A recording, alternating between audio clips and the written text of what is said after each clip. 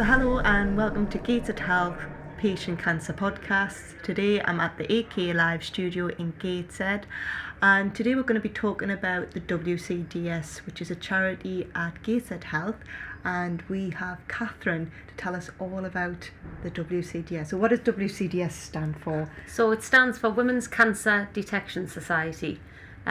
We just use WCDS for short.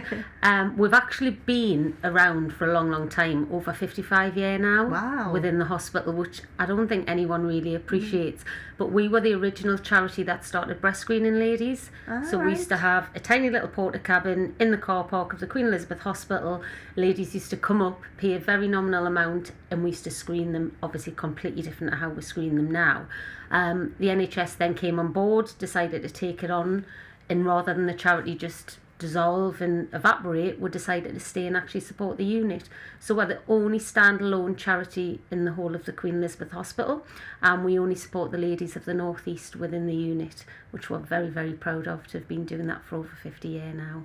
Oh, that's fantastic. And how long have you been with the charity for? So I've been with the charity for 10 years, but I've actually fundraised for them since I was about 9, believe it or not. Wow. My mum lost a very dear friend a long time ago to breast cancer, and my mum always did fundraising, and I used to love getting involved, going around the shops, getting prizes for the raffles and things. And my husband always did the Boxing Day dip. So the lady who actually did my job for many years was well into her 70s and desperately wanting to retire. I had a job, my background was a state agency. This was nothing I'd ever thought about doing, but I went to hand a cheque over, and she was talking to me about the charity and how they didn't know what the charity was going to do because she was leaving, and I was just so passionate about it, I couldn't let it go. So I went to meet the committee, and I was just buzzing with ideas, as you can imagine. Yeah. The lady had done a phenomenal job, but back then there wasn't the internet, we didn't have a website, it was a really small charity, and I just knew I could take it to another level. So that was it was full steam ahead. I kind of went in as a whirlwind, and here I am 10 years on, never looked back. And the charity's achieved so much for the department. I mean, like I say, I think as well, I don't think many people are aware that the amount, that the fundraising and where it goes to. Yeah. So what kind of things within sort of the department that the charity's funded? So what we do is we have a meeting with the heads of departments, see how we can support. And one of the biggest questions I get asked when I'm out and about is, well, it's the NHS. The NHS can buy the equipment and the NHS can buy everything within the unit. That's right, and that will happen going forward, but unfortunately the way the NHS is at the moment, that's not something that they can buy here and now, and that's where the charity comes into place. So for example, a couple of years ago we were approached to get a new mammography machine, a tomosynthesis machine, and it was something the department desperately needed. Now this piece of equipment was over £150,000, which is a heck of a lot of money. Yes, it was something the NHS might grant in 10 years' time, 15 years' time, but we're all about the here and now and the prevention of cancer. And when we heard about this machine, we went out there, did a huge appeal for fundraising, and we actually managed to raise those funds within 12 months. Oh God, I mean, the generosity of our community is just immense, incredible. Isn't it? Absolutely incredible. And you haven't just got patients, you've got, people that'll just find me on social media. It's not necessarily someone who's been affected by breast cancer. It could just be that I'm out and about doing a tombola somewhere or a raffle, and you'll just get talking to someone in the passion they have for the North East, and they want to help out their local hospitals. They realise the pressure that we're under at this moment in time. We'll rely solely on donations as well, and that's one of the biggest things I get asked a lot. Well, we support bigger charities, people will give to your Macmillans and your British Heart Foundation, phenomenal charities, but that money never comes into the hospital in the North East, and that's what people need to understand. These small charities can only survive with donations from local people, and that is probably one of the hardest parts of my job now, because sadly with COVID stopped everything, but it didn't stop cancer. And for that reason, my fundraising had to go on throughout COVID. And you've got to appreciate, the cost of living at the moment. People haven't got the funds. I'm going to shops to ask for donations for prizes. They're struggling to pay the gas and electric bills.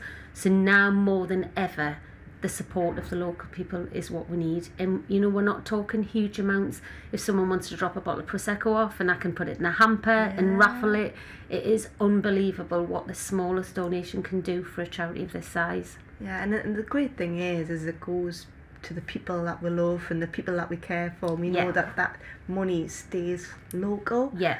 And like I say, the facilities that you've, it's one of the reason why, the Gateshead Health Screening Unit is so good, and because of some of the work that you've done and funded as well. Yeah.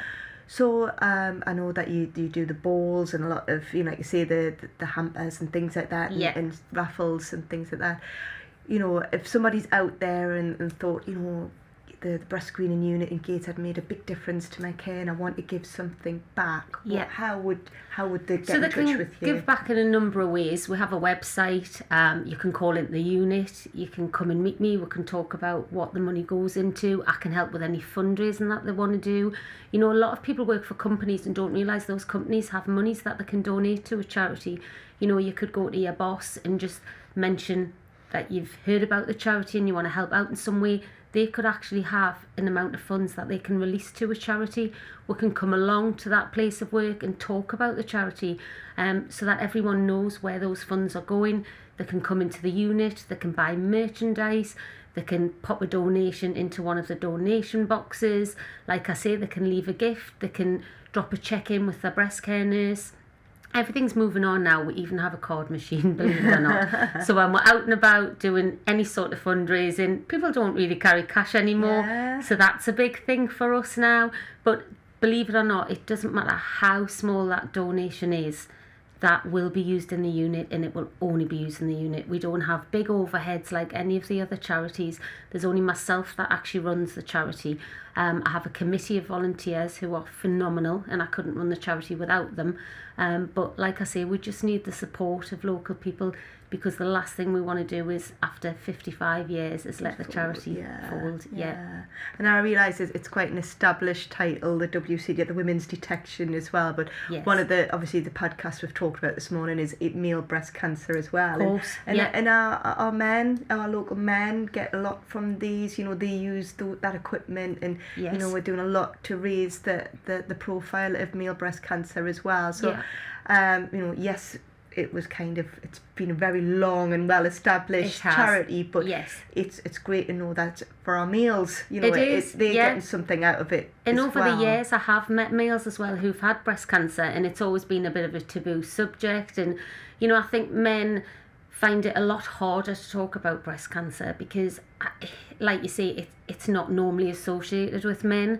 But you've got a lot of men who've supported their wives through it as well. Yeah. And I think a lot of them have gone into work and talked about it. It's not so much a taboo subject. A lot more men do discuss it. And we're finding, obviously, when we're going out and about and meeting the general public, there's as many men coming up to us and asking to look at the leaflets and talk about symptoms as there are women now, believe it or not. And I think that's what we talked about this morning. It's usually the partner that will locate that lump or maybe give them the nudge to say that needs to be looked at as well. So again, it comes back to that, I suppose, that empowerment, which is what the charity's trying to do as well. Because you work very closely with the health promotion team. We do. So, where you might go and do that, that just again highlighting what breast cancer is, male or female. Yeah. So that's great. And that's one of the good things, working alongside healthcare promotion. We can come out to your place of work.